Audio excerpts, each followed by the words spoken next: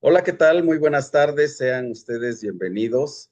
Gracias por atender al llamado de esta presentación. El día de hoy quiero presentarme con ustedes. Mi nombre es Alfredo González Serret. Soy alumno del Instituto de Estudios Universitarios, la Universidad IEU. El día de hoy vamos a realizar una presentación del proyecto de titulación del derivado de la materia Seminario de Apoyo a la Titulación 2 del programa de la licenciatura en Derecho, que está a cargo de la doctora Mireya Hernández Ramírez.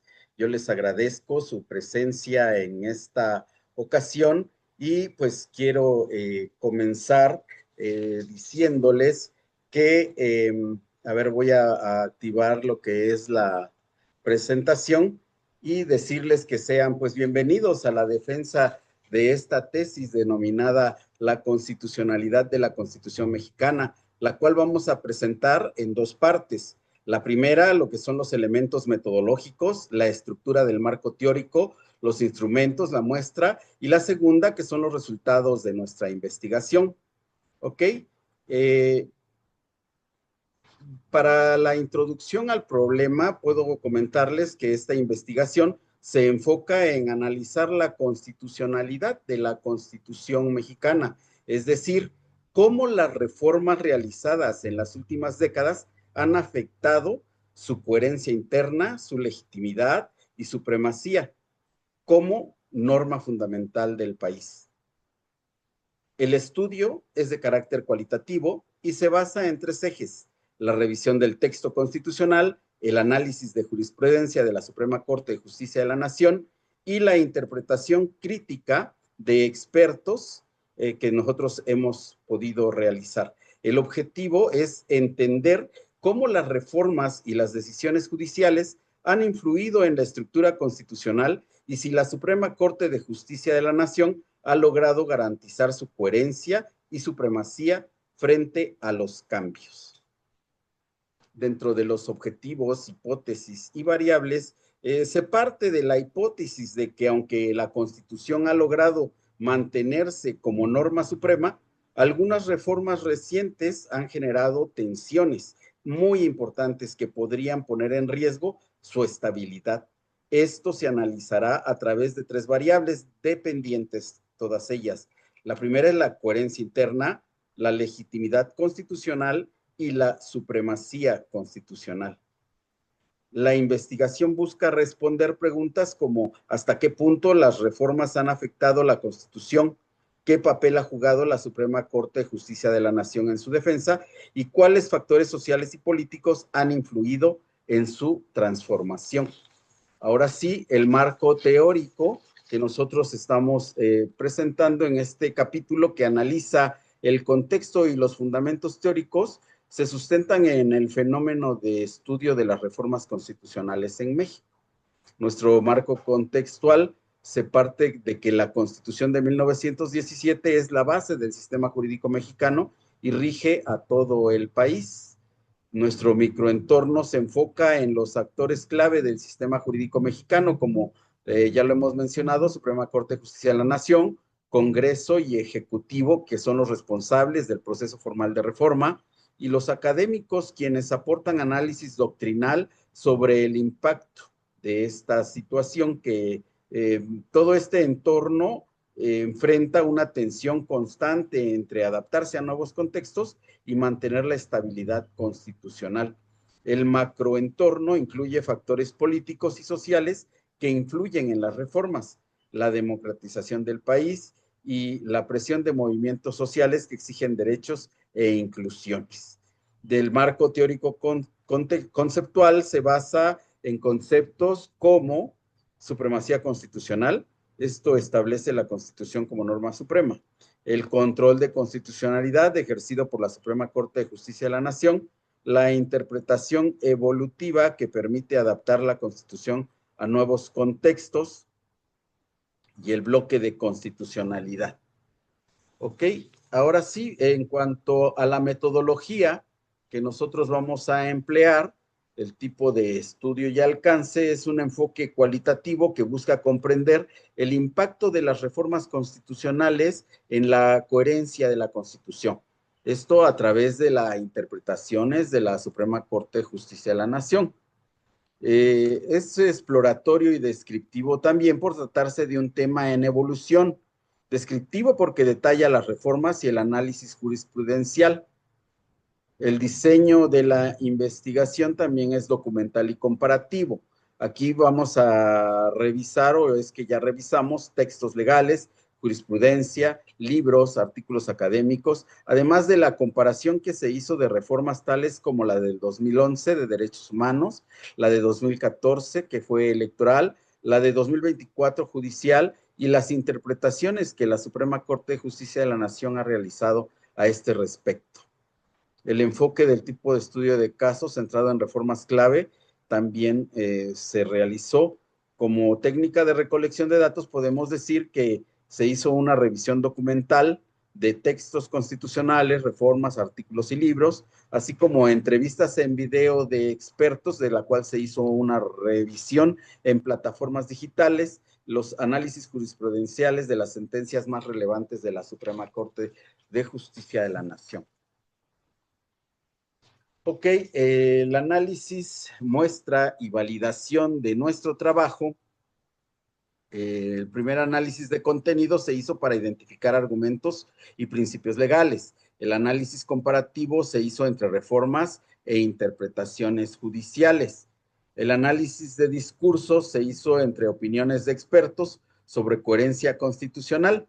Además, nuestro objeto de estudios son reformas significativas y la interpretación de la Suprema Corte de Justicia de la Nación. La población son todas las reformas desde 1917 y las sentencias relacionadas. Nuestra muestra son las reformas relevantes de los últimos 30 años y las sentencias clave, muestreo por conveniencia, que hemos realizado para este proyecto. Los instrumentos de validación se hicieron la revisión documental, el análisis jurisprudencial, las entrevistas con expertos, los análisis de contenido.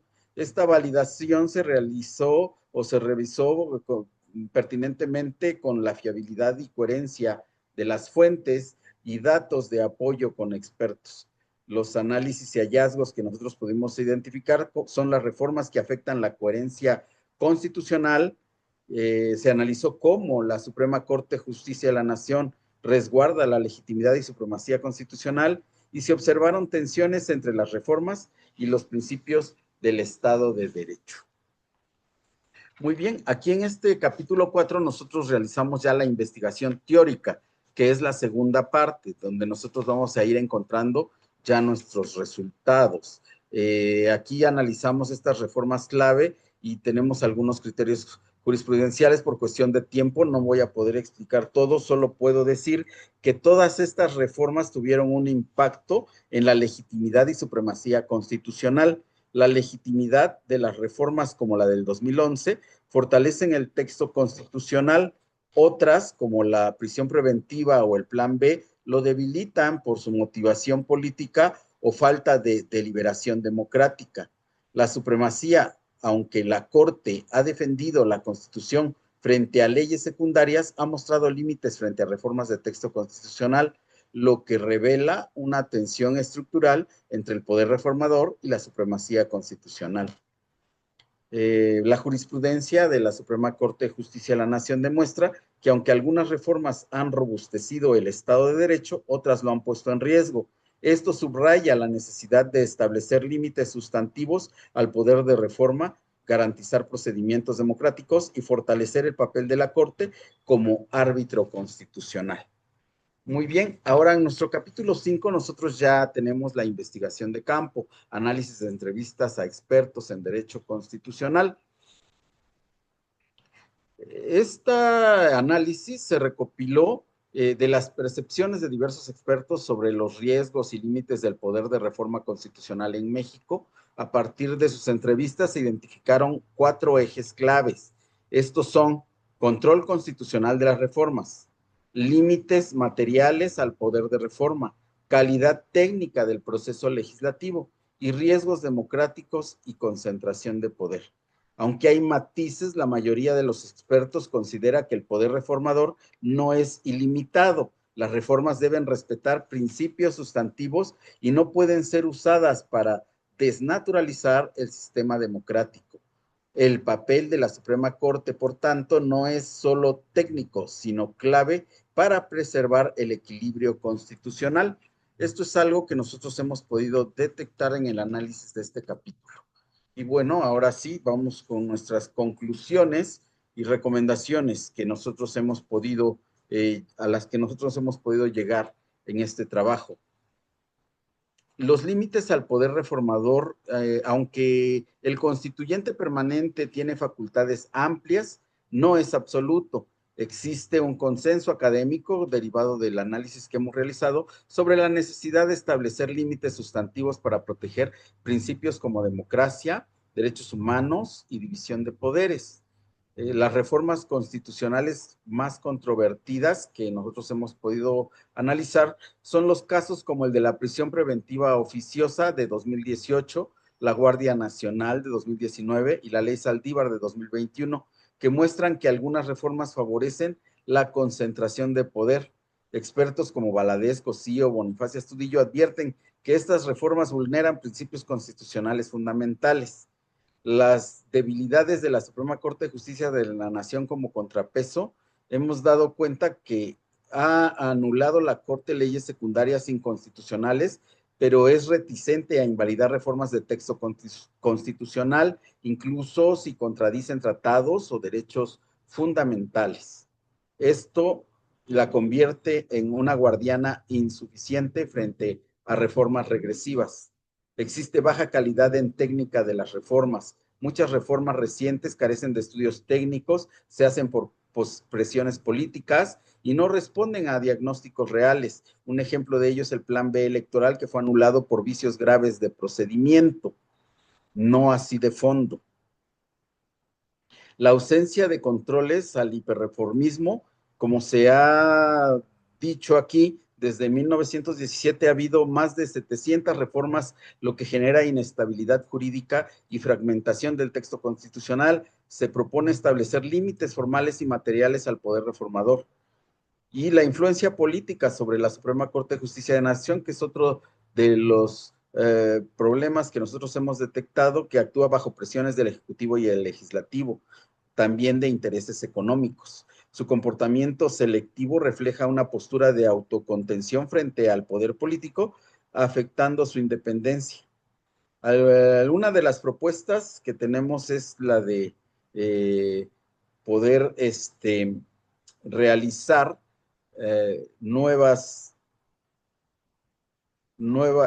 dejar de tener esas presiones, perdón, al Poder Ejecutivo. Nos damos cuenta que la propuesta de elección popular de jueces surge como respuesta a la falta de legitimidad percibida en la Suprema Corte de Justicia de la Nación. Por ello que hoy ya vamos a tener elección de jueces, magistrados y ministros. Aunque plantea un problema real, la solución propuesta, elección por voto, se considera riesgosa y en algunas, por algunos de estos conocedores como populista, pues puede debilitar aún más la imparcialidad judicial. Cada quien puede sacar sus propias conclusiones. Y pues también la adaptabilidad y estabilidad constitucional. La Constitución necesita adaptarse, pero sin perder su coherencia y legitimidad. El hiperreformismo desordenado ha provocado desconfiguraciones del texto y uso político de las reformas. Se requiere un modelo equilibrado de reforma que preserve los principios democráticos. Ok, aquí pues ya nuestras conclusiones generales. Nos habla de que las reformas recientes pues han impactado negativamente la coherencia, legitimidad y supremacía de la Constitución, aunque la Suprema Corte de Justicia de la Nación ha mostrado cierta resistencia, sigue sin ser un contrapeso efectivo frente al poder reformador. Es urgente institucionalizar límites al constituyente derivado, mejorar la técnica legislativa y fortalecer la participación ciudadana en el proceso constitucional. El hiperreformismo ha afectado la coherencia normativa y la legitimidad simbólica de la Constitución, aunque la capacidad de reforma es una herramienta positiva para la adaptación institucional de uso excesivo y sin control. Esto puede erosionar los principios fundamentales del orden constitucional. Por ello, es urgente establecer límites materiales al poder reformador, fortalecer los mecanismos institucionales de control, en especial el papel de la Suprema Corte de Justicia de la Nación, y fomentar una cultura jurídica que valore la Constitución como un pacto duradero. Ahora sí, nuestra validación de la hipótesis en este trabajo se confirma de manera parcial, aunque la Constitución mexicana ha logrado mantener su legitimidad gracias a ciertos elementos de resistencia institucional, particularmente desde la Suprema Corte de Justicia de la Nación. También es cierto que varias reformas recientes han podido vulnerar principios fundamentales del constitucionalismo. Esto demuestra que el país se encuentra en un momento decisivo en el que debe encontrar un equilibrio entre la adaptabilidad de la Constitución y la necesidad de preservar su estabilidad, coherencia y legitimidad.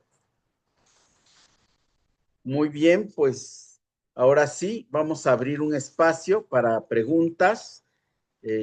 No sé si alguien tenga alguna pregunta que nos quiera realizar para poder continuar con este, este trabajo.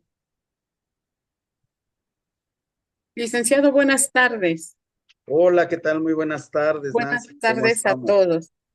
Buenas Este, tardes. en base a lo que venías comentando, ¿no? Con respecto a lo de las reformas, yo tengo una pregunta.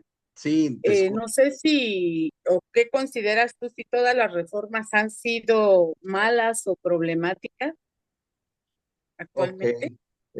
No, no todas las reformas han sido malas. Por ejemplo, la de derechos humanos de 2011, que ya hemos mencionado, fue positiva al ampliar y fortalecer los derechos, al reconocer el valor constitucional de los tratados internacionales y al obligar a todas las autoridades a proteger los derechos humanos. El problema no es reformar, sino hacerlo con fines realmente, que estos fines realmente beneficien a la sociedad, ¿no? Ahí estaría la respuesta, cual agradezco mucho la pregunta. No sé si alguien más quiera hacer alguna otra pregunta. Sí, de este lado, buenas tardes. Hola, Con base al buenas- estudio cualitativo que presentas, me surge la siguiente pregunta. ¿Puede la sí, Suprema Corte de Justicia de la Nación declarar inconstitucional una reforma constitucional? ok. No, la respuesta es no. La Suprema Corte de Justicia de la Nación no puede declarar inconstitucional una reforma constitucional, toda vez que la Constitución no prevé mecanismos para impugnarla y el poder reformador tiene amplias facultades conforme al artículo 135. Mientras se respete el procedimiento formal, la Corte no revisa su contenido. Así Ok, es. y de igual modo, bueno, nos presentaste modificaciones de la reforma. ¿Cómo influyen los intereses económicos en la reforma? Muy buena pregunta. Muchas gracias por ella. Mira, los intereses económicos influyen de manera significativa en las reformas constitucionales, especialmente en sectores claves como, pues, energía, telecomunicaciones. eh, a ver, permítame, déjeme actualizar aquí. Ok. Telecomunicaciones. eh,